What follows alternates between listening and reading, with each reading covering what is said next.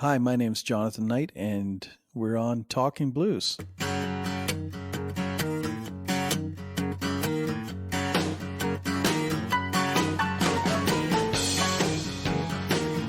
I thought you were going to go with John.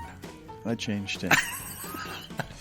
Okay, so you're not, before we start, like, Jonathan, you're not the Jonathan Knight from the New Kids on the Block, right? Oh my God, when I was in grade 7, oh God, that was the worst. Why? I don't know, because, you're grade 7, you're fragile already, and then everyone's like, hey, look, it's the new kid, and oh my God. Well, I came to Canada in grade 3 from England, and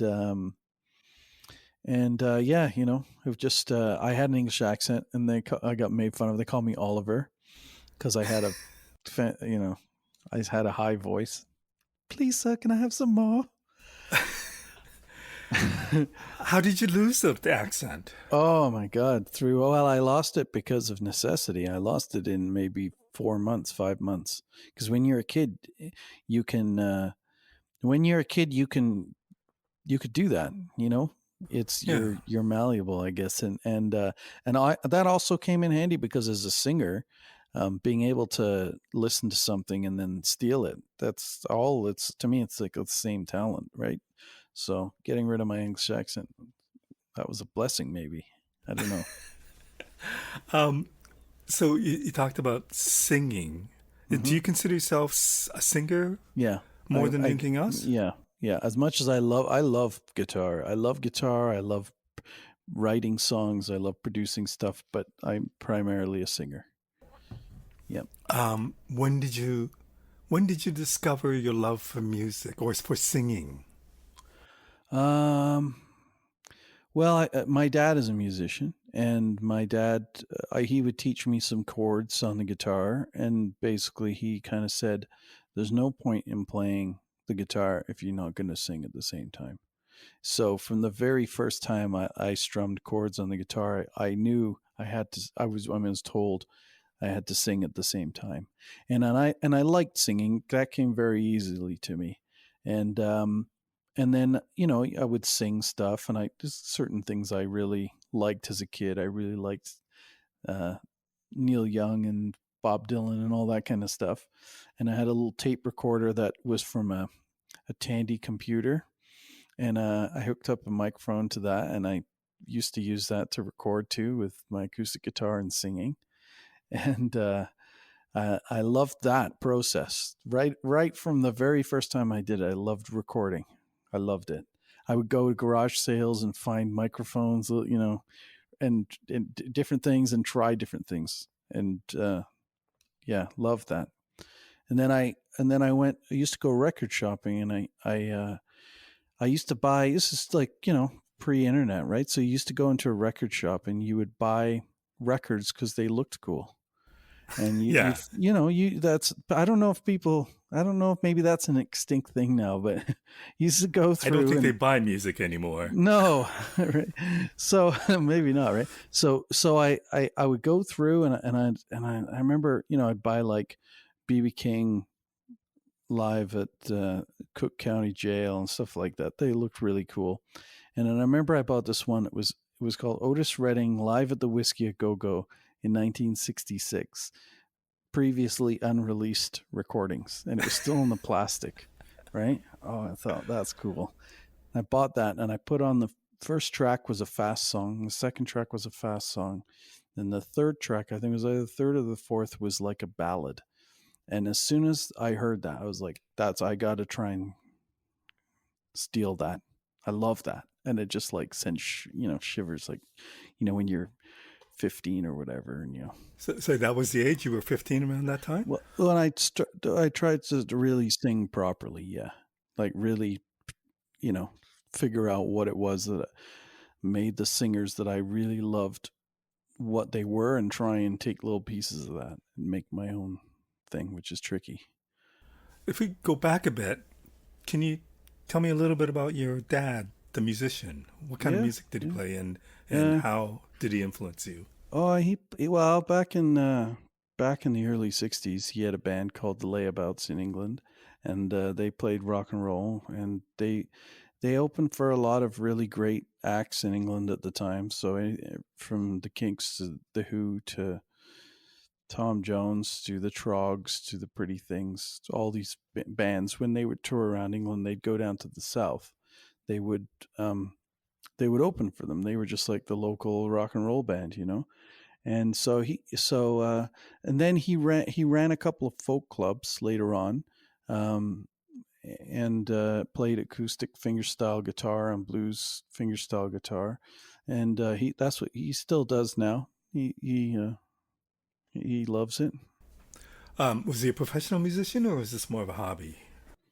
Yeah, I think he was a professional musician as far as pretty much as far as one could be. You know, I think he would always have jobs and things, but at the time, yeah, he would be doing it full time.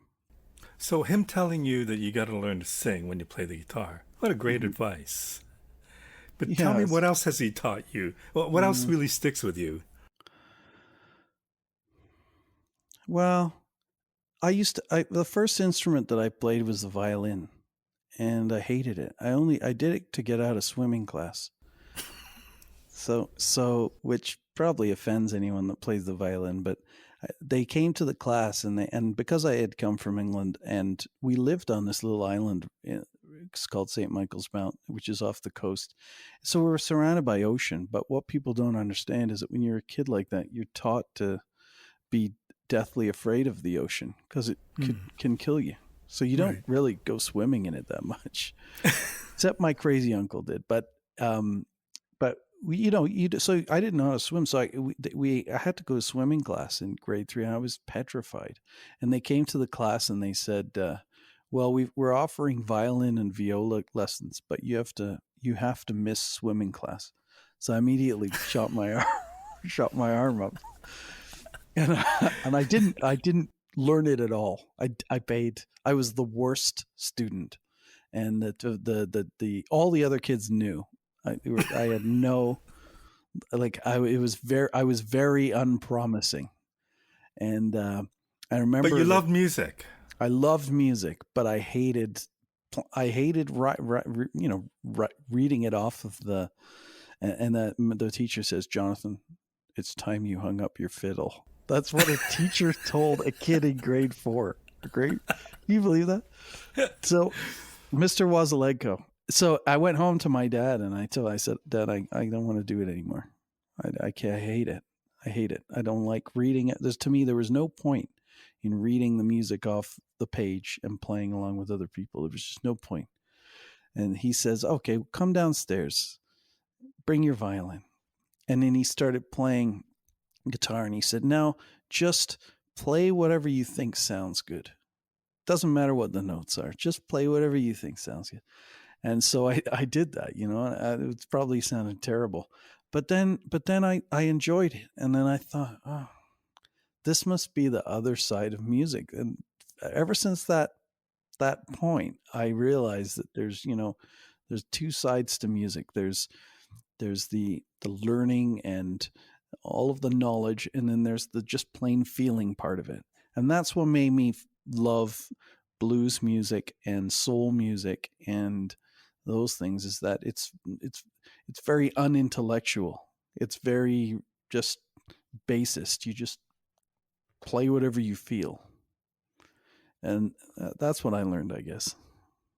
Wow, another amazing lesson, really. Yeah, and it only occurred to me like maybe 3 or 4 years ago. I was like, I remember that, you know, and I have lots of musicians I play with that are very studious, and Mark Wessinger is like went to university for music, and so I tell him, "Hey, this is what I want," and he'll tell me musically in terms of you know uh, notation what I'm describing to him.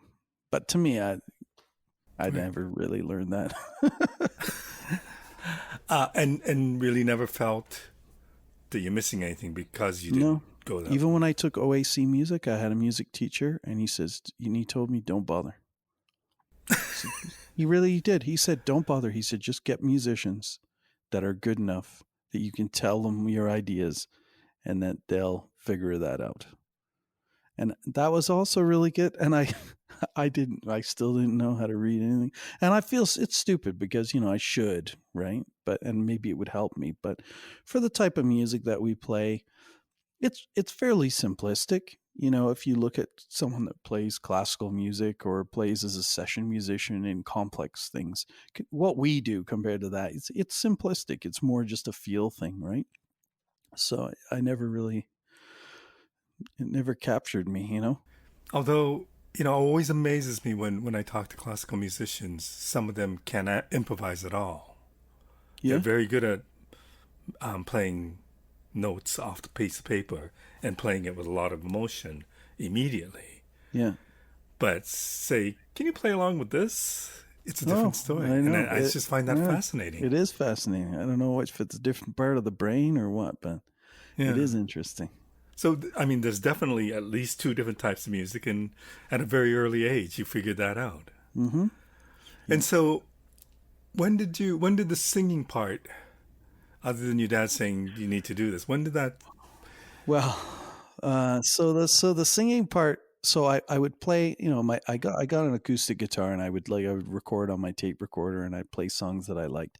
And I remember I went to go and meet with some friends that had a band already, and the band didn't have a name, and and it was my friend Dan who was singing in the band, and I guess I must have just cuckolded him out of it because I seem to remember we were like 15 or 16.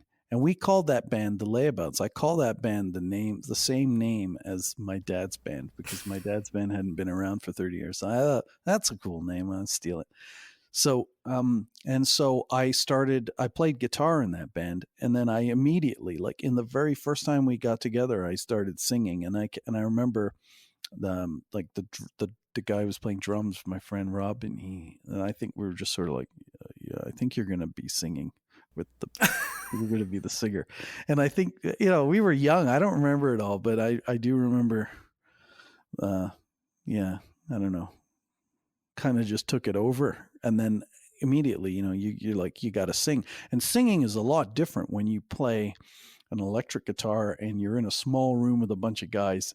You're playing electric guitar and there's bass and drums. Like it's a completely different animal.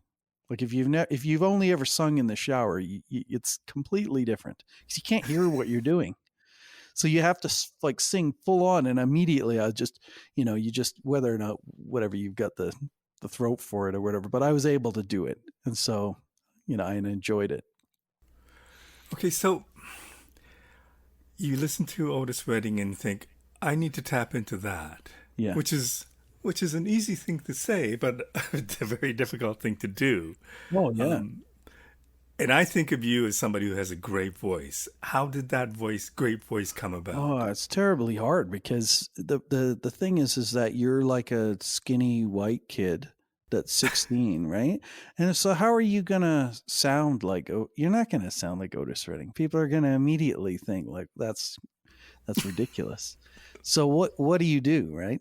You just do the best that you can to, I don't know, steal bits and pieces of what these singers that you love do, and then and do it enough that it becomes like that you have to do it your own way.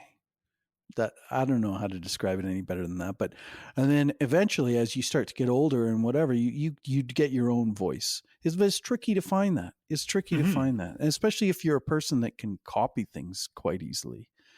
Like I can copy stuff, but you don't want to do that because then you're gonna just not gonna be your own sound. So that was tricky. Finding your own voice is tough.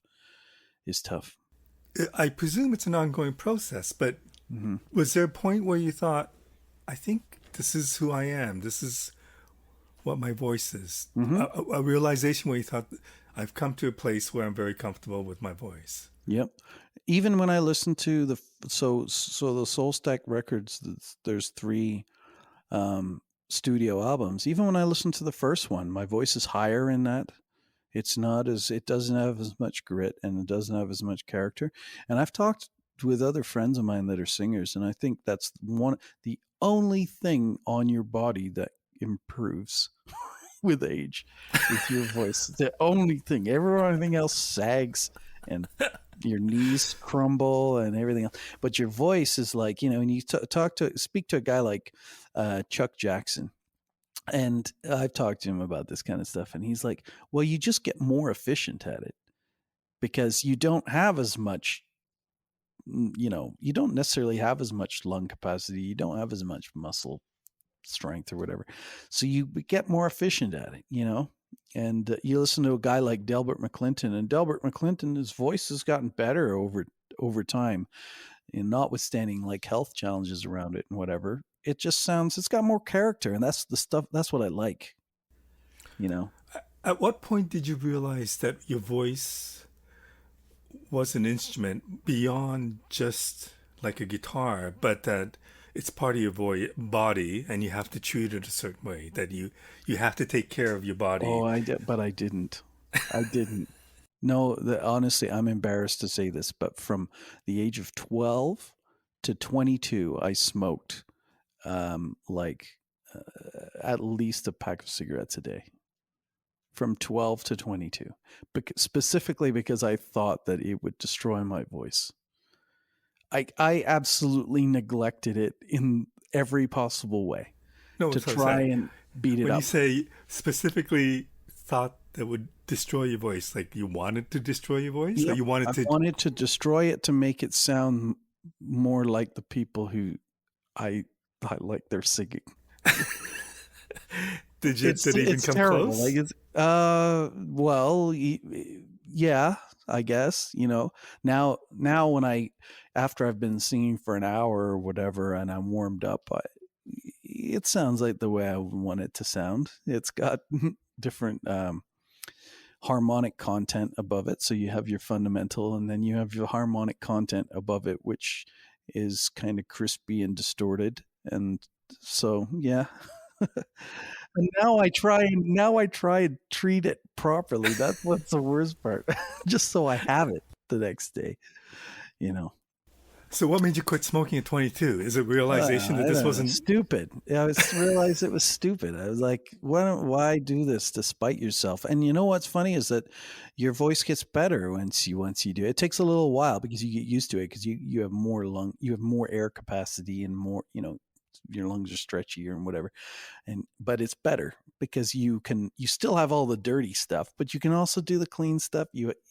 It's, it's healthier. So do you do vocal exercises? When you said you I after do singing for now. an I hour, do yeah? now. Yeah, I do now. Especially over COVID, I found like I lost some of my high range. So what I do is I do a lot of lip rolls where I go up and then I try and find sort of like what's my highest note, and I'll hold that and then I'll back off and then relax and stretch and then go back up higher again until I can get my top range back. Do you have a vocal coach? How does that happen? No, no. You know what I do? I just go on YouTube. There's all kinds of videos where you watch it and they take you through exercises. And, once you've done them 4 or 5 times, you get the gist of what they're doing. And then just, yeah, practice. And then also take it easy, like when you're doing your warm up. Don't overdo it. Okay, so tell me about Layover. Layover, is that the band?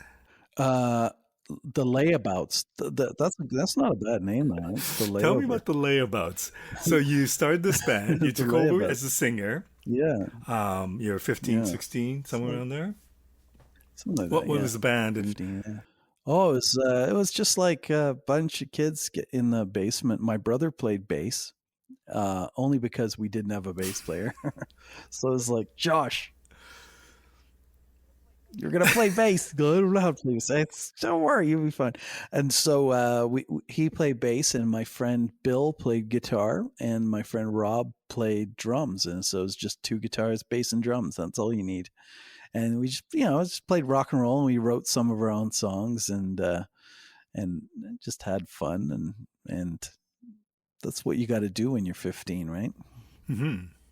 So was there a point where you thought this is something you want to do as a career?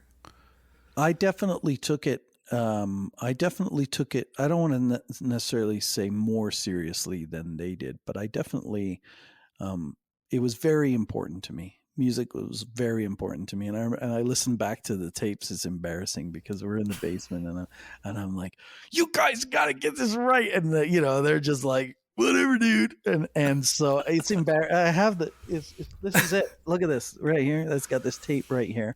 This Wow, I'll shake cassette it in front tape. of the mic. Yeah, cassette tape, and I just found it the other day. It's like embarrassing to for me to listen to it, but So you you're not should going to do post it. that on your website. You should do it because it's humbling. You're like, oh my god, is that how I talk to people? It's 50, but yeah. So I took it very seriously, and then so I always had bands. Like after we were sort of done with that, I would always have bands. I played with my brother, and I kept it going. I kept it going, kept it going, um, and then I hooked up with my friend Dylan Wiccans, and we sort of started like a bluesy kind of band, Hmm.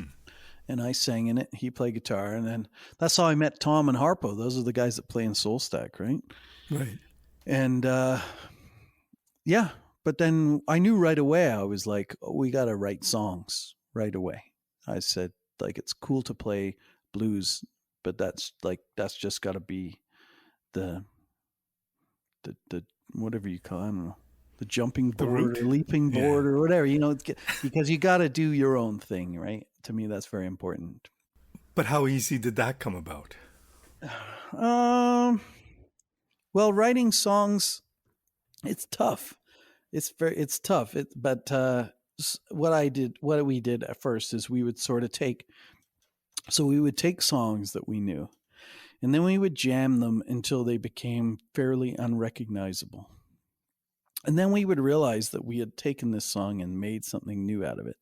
And then we would look at each other and we'd say, well, now we got to write some lyrics. And so that's what we did. So that's one way of doing it. If it's easy because you get to have it's fun. You get to play and change the thing around and change chords around, substitute chords, figure out new grooves, and then one of the guys says, "Oh, I got an idea for the lyrics," and so you start writing it out, and then that turns into like getting a little bit of good feedback from that stuff, and it reinforces you, so you feel like, oh, maybe I could just write something from scratch, and I love doing it. It's terribly tricky for me, but I love it. How does that process happen? Is it based on projects that are coming up that you have to do a record and you have to record or create 15 songs, or is it based on just you always got your antennas up and you're ready to Yeah, you write? always have your antennas up. It's nice having a cell phone nowadays because you got a little app on it. You can record your ideas. So my phone is full of these things where it's like me driving and then you're like and I like hum something in it, and then I go home later and I'm trying to decipher what it was that I was humming, right? Because the rhythm and the other parts were in my head. And any guy that writes songs, the cell phone is great for that. It's amazing, right? And then I sometimes will just write lyrical ideas. So I have like a collection of those, and sometimes I'll get a musical thing. I'll come home and I'll play it, and then I look through my notes for something that could fit it. And more often than not, I've got something that I've written that I can shoehorn into it lyrically, to adjust the meter so it fits that musical idea. And then I have like a little demo, and I'll send that to the guys, and and then they'll one sometimes they'll like Mark will suggest different things or stuff like that, and then it turns into something when you get together and play it. So when you're driving, is there musical ideas, or even if you're not driving, are there musical ideas just flowing through your head all the time? Like, how Oh, does that happen? almost all the time. Yeah, yeah, almost all the time. So sometimes you'll be listening to something on the radio, and so like I have like Sirius XM, so I go to all the different channels, and I don't leave it on one.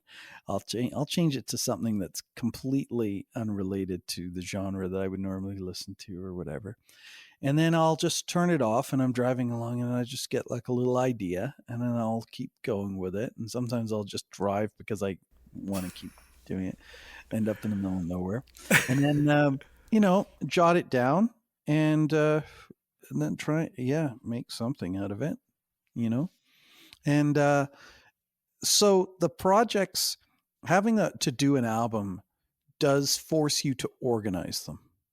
Otherwise, you end up with a laptop full of 25 songs that are a third finished or a half finished. And when you have the goal of making an album, then you're like, all right, well, I gotta finish these. And that's one good thing, is having to get together with the guys and play them forces you to like finish your lyrics or finish your pre-chorus or whatever you got to change, and yeah, and then sometimes like I'll go over to a friend's house and I'll say, hey, I got this idea of this song I've been writing, and then I do that with my friend Matt, and I played a song. He'll sit down at the piano and he goes, hey, what about this? And I go, oh yeah, okay. And that really helps because it keeps the momentum going. Momentum is really important. So if I was to ask you, when you were with Dylan, so this would have been the Wiccans night band. Mm-hmm. What would have been the goal of that band, or what would your goal have been musically at that point? Similar to what it is now, I guess. It's just to make original music that sits somewhere between genres, and it's not just blues, and it's not just soul music, and it's got our own individual things in it. But I needed keyboards, and I needed to get it to the next level of complexity, and so I couldn't really do it in that band, and so Dylan and I had Soul Stack. That, like, I think he probably even came up with the name. And then he decided that he wanted to go and do his own thing and sing and stuff. And so I was like left with, I was like, well, okay, I'm going to get a keyboard player. I got my friend Lori to start playing keys, and I wanted to make it more of a like roots, somewhere between roots rock and soul music, somewhere in there. And did you have a specific sound in mind? Yeah, somewhere between, I don't know, like it's hard to describe that, right? But somewhere between the Meters and Little Feat and Otis Redding and Staple Singers, somewhere in there, like all those things, kind of in a, but while still being able to do it and not sounding like you're making a caricature of them. Right. And so you've done 3 studio albums, couple of live projects. Mm-hmm. Yep. Is this the projection that you had anticipated? Well, right now it's difficult because we're all scattered all over the place. So, Tom is out east right now, and Mark has a young child, and so we're trying our best at the moment to keep things on the rails. And so I said to the guys the other day, I was like, hey, I got some new songs. I'm going to send them to you, and give me your thoughts on it. And so that's how we keep it going. Just new songs, because otherwise we get sick of the old ones, right? Right. Like, we played them so many times, and we end up, if you're playing a song and the musicians aren't looking at you as kind of like the conductor of the band, then they know the song too well, and you need to change it up. You got to change it up, because otherwise it just can get stagnant. So you guys played not too long ago, but before that, and obviously nobody played during the pandemic, but Hmm. was it? Let's talk about the pandemic and how it affected you. How did it? Did it make you more creative, less creative? Uh, some guilt associated with it, because you've got all this time and you're not necessarily more creative. So you're like, well, all I wanted before was more time to be creative, and now I have nothing but time. You know what it's like? It's like, do you ever watch The Twilight Zone? Mm-hmm. You ever watch that one where all the guy wanted was time, and then he falls asleep in the in the vault underground, and Yeah, then yeah. there's an atomic bomb goes off, and he comes out, and he's got nothing but time, and his glasses fell off. Remember that? Yeah. There was so much time. That's what it's like, right? So you got all this time, but then you don't necessarily feel like doing stuff because you kind of look at the news and things like that, and it gets you a bit down. And so actually, what I did a lot of stuff I did over the pandemic was helping other musician friends of mine. So because I have cameras and recording gear and everything else, I decided that I would learn how to do really good live streams, and I would do them with musician friends of mine or for musician friends of mine. And then I felt like, well, if I can help them kind of follow their dreams a bit, then that's a positive thing. Okay, so the other thing is, I would presume you're very business minded because you're a real estate agent. Hmm. You run a video production company. Hmm. You also run a studio. I don't Hmm. know if the video production came out of your need for music or to create music. Yeah, it came out of working. Well, I was a video editor for years, right? Okay. And I was a video editor like in a commercial studio, Oh, I and didn't know then that. a few years ago I decided I because when you do something for a job you kind of start to hate it sometimes. Very much so. Yeah, yeah, I sure, right? Someone's like, like the last thing you want to do, like if you do videography, you're not walking around taking videos with your camera when you're at home, right? That's the last thing you want to do. Right. But I did it as a job, so I used to cut TV commercials, and I worked on a sports program, and all that stuff. And I got really sick of it, and I moved on to another career entirely.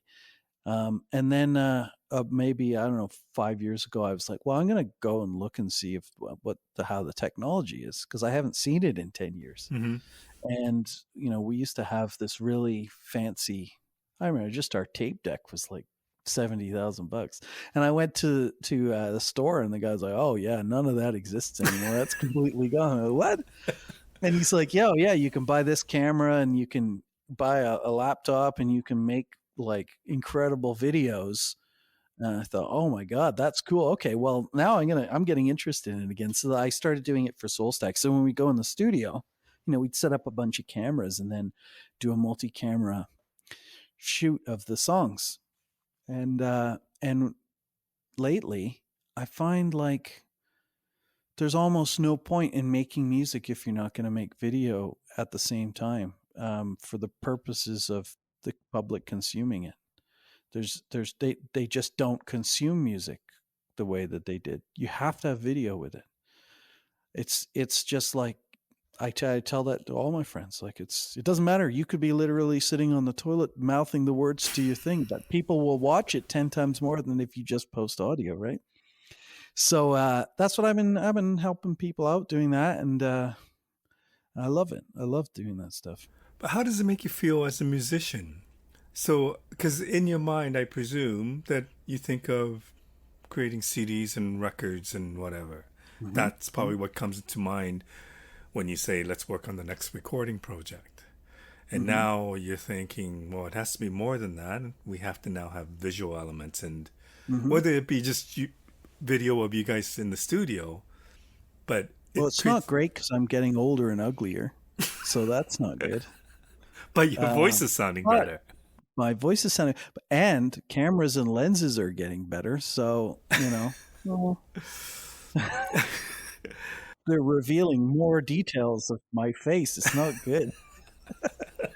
but, but does that change the approach to recording, to I doing think. an I album? think. I think. No, no, I don't think it does. I think you just have to have it in mind. You have to. So it's like if you're in the studio and it's going well, you just got to think about having cameras running and how what you could do, and not interfere with the process too much.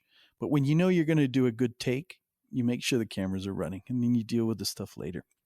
And then, or you decide that you're going to make a music video and make it. It doesn't have to be. it could just be stupid, right? It could just be like a bunch of guys sitting around and mouthing the words or whatever. It doesn't matter. It's easy to cut that stuff now.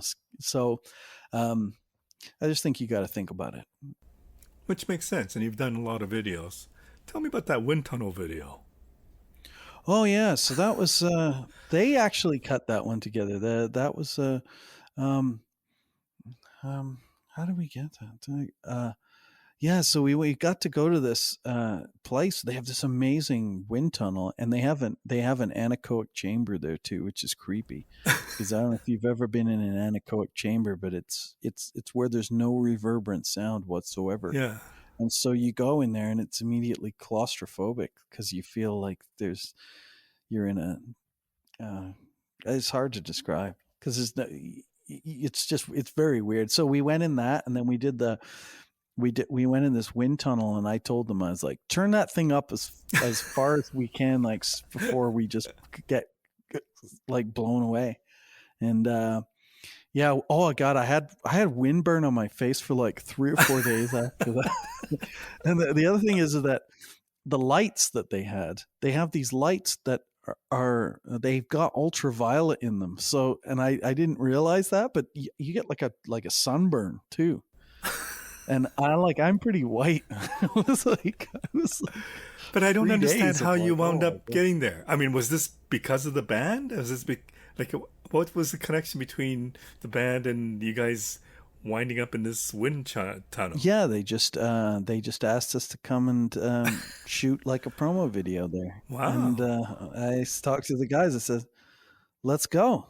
And we didn't really know what to expect, and they gave us a tour there, and they showed us all the technology and everything. And yeah, it was just really it was unusual. It was great. Okay, so from the outside, I see this person who seems to have their act together in creating video production company and a studio and whatever you do with real estate. Are you Hmm. goal oriented? No, no, Oh, I'm not. really? No, no, because I mean, I am with making albums and stuff because otherwise you just would never get it done, you know. So you make a spreadsheet and you say, okay, these are our 8 or 10 songs, and these are the stages of completion that we have them in.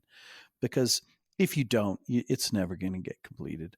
But no, I wouldn't say so. I would say we just roll with it, really, you know. And doing the videos has just been because people have asked me to do them, and I love doing them, and it's fun, and I like buying different cameras and experimenting with stuff, and I like doing things on a shoestring budget too.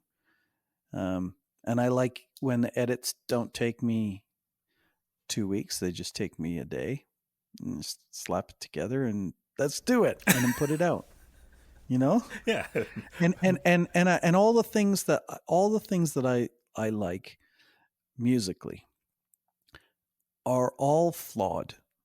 Everything I like musically is flawed. So um, the recordings I like, the songs I like when it's not perfect. As soon as it's perfect, I automatically don't like it. And so when you approach doing videos like that as well, and you're just like, well, it doesn't have to be 100% perfect. It's just got to be cool, and it's got to be done quickly and get it out there and have it serve its purpose. That's very liberating, you know, because when I worked as an editor in the studio, everything has to be perfect, right? Nothing can be like one frame, it's off or whatever. It's you fixing it. And it's not to say I don't have attention to detail, but when we're doing these, I just did a music video for my friend Matt Weidinger for his new song. You know, we shot it in, I don't know, maybe 3 hours, right? We shot him playing the instruments from every angle. So we shot him playing the drums, the bass, guitar, organ. We did 3 takes of him playing piano outside, and then I brought it home and I dropped it all in there and I synced everything up and I cut it like in an hour and a half, and then I sent it to him and he's like, we make a few tweaks, but so far Yeah, So yeah, it's just put it out, yeah. right? And Well, it it's makes and it's sense. it's great. And so yeah. Musically, we said the goals were the same as what it was with Dylan, but has anything changed? I mean, obviously the landscape has changed greatly. So does that change the way you approach things? Um I have more um I have more concrete ideas in my mind production wise of things. I know kind of exactly what um I want it to sound like, and the and I like I like to make it as gritty as I can now. That's what I like aesthetically. So, and that actually takes more work than having it sound clean and perfect. Uh, Describe gritty or explain gritty to me. I don't know. If you listen to the meters, listen to the first Meters album. It's the best one, in my opinion. And because everything is, the process of in any type of art of taking it and having it expressed as the simplest possible version of whatever it is you're trying to do is the process of artistic abstraction, which makes good art. And the simpler you can do it while still having it convey the message that you want, the better it's going to be, in my opinion. And so that's a thing when you have 5 or 6 people playing with you, right? Everyone has to be as minimalist as you can, um, or else it's just like a it's cacophony. It's like too much. And so that in my mind, as time goes on, I try and do things as simply as they can be musically, and that includes singing. So because the band is so far apart now, you go in the studio with a click track, do your song, and then you send No, it. no click tracks anymore. No. Last album, Tom Bono wanted to use that. I said nope, no click track. But what about nope, no click track. Okay, Got to be just feel. Yeah, but so your personal meter is that accurate? Like, I mean, if I not mine. Mine's terrible. His is good enough. I just said, I'm like, have some confidence in okay, yourself, no, man. so okay, You're so what I meant was you come up with an idea. Everybody's spread out all over the country now, so you yeah. can't get together to Well, play, we're right? not going to do it till we get together. Oh, okay. But if Yeah, you have a new we song idea, you just yeah. That I do to a click. Yeah. So okay. so what I'll do is like I'll program a very basic drum beat. I'll play the song to it. I'll note the tempo. I will send the tempo and the mix with the drum beat to Tom, and then also send him a mix without the drums, and then he can set it up to a click. But we're not going to make a record like that. So it's just to That's learn and work on a song. that is to work on a song and to just feel like we're still creating. Yeah. So being apart and working like that, what in the last year and a half during the pandemic has changed you musically? Like, have you been listening to anything differently, or has anything changed about the way you listen to or that you create music because of what you've gone through? Nope. Nothing. No change. I wish it feels like I've just been in like in a movie, in the movies where they send a person to outer space and they stick them in that chamber. Yeah, Except I'm a bit fatter, aren't we all? and and I had to when we went to go play together for the first time with the band, like, oh my god, I felt so out of shape singing, right? And I thought, okay, well, I better hit the treadmill. But no, musically, when we got together, we hadn't played together in like a year or a year and a half, and we knew exactly what we wanted to do. And all I did was I looked at the guys and I said, "It's like everyone just chill, just everyone just chill. Don't try and take out all of your musical frustrations on your instrument. Just chill, right?" And it was great because we did where it's like, all right, just lay back, just laid back, because that's the kind of music blues. and blues derived and blues influenced music. It's got to be relaxed. Okay, so not knowing what the world is going to be like 6 months or a year from now, Hmm. do you have a direction that you're going towards, or do you have goals or things that you want to accomplish? So I've got, I don't know, maybe before the pandemic, we had we probably had 15 songs that we were working on, and then and so we've got to go back to those, and we rehearsed and we record our rehearsals when we do those, so we got to go back to those and see which ones. uh Maybe it's good because now you go back and some of them you would like, oh, that was cheesy or whatever, and gives you a little bit of that, when you're an artist, you make a record and you listen back to it a year later, there's things you hate about it and there's things you like. Hmm. And so maybe that will be good, I don't know. But yeah, we got songs, and we just gotta get together. I'm getting together with Chris Latta, who plays guitar with us tomorrow, and we're gonna just hang out and play guitar amps and mess around, and I'll play him some of the songs. And I've also been writing some of the songs with a new songwriting partner on some of them too. My friend Steve Hogg, and Steve played with Ian Thomas, and he's the guy that came up with the bass line in Painted Ladies and stuff. Wow. He's a good guy, and he's a very, very knowledgeable musician, unlike me. So he's one of those guys where I can say, "Oh, I got this stupid idea," and he goes, "Oh, that's this," and he knows exactly what to play with it, right? So yeah, All right. yeah, but new songs, I guess. Always new songs. I should wrap this up. Let me ask you one Yeah. more question. Tell Okay. me, what's the greatest thing you've learned from music?